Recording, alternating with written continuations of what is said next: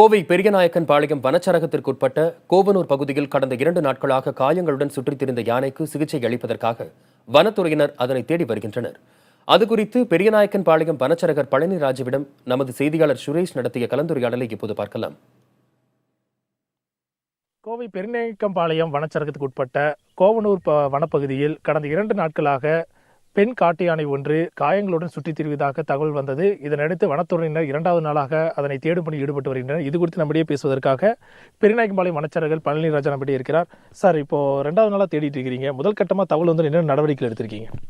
முதல் கட்ட தகவல் வந்து பின்னால் எங்களுடைய டீம் வந்து முதல்ல அந்த ஒரு 9 to 10 வயது மதிக்கத்தக்க அந்த பெண் யானையை வந்து தேடி கண்டுபிடிக்கும்போது இந்த சத்யராஜ் மங்களான்ற அந்த இடத்துல வந்து அது தண்ணி குடிக்க வரம்ப அதுக்கு வந்து கொஞ்சம் முகமெல்லாம் வீங்கிய நிலையில் நோய்வாய்ப்பட்டு இருந்ததை கண்டுபிடிச்சோம். உடனடியாக மாவட்ட வன அலுவலர், மண்டல வன பாதுகாவலர், கால்நடை எங்கள் டீம் கால்நடை டாக்டர் எல்லாத்தையும் வரவழைச்சு அதுக்கு அந்த நோய்க்கு தேவையான மருந்துகளை வந்து பழங்கள் மூலமாக உள்ள செருகி வச்சு அதுக்கு இது பண்ணோம்.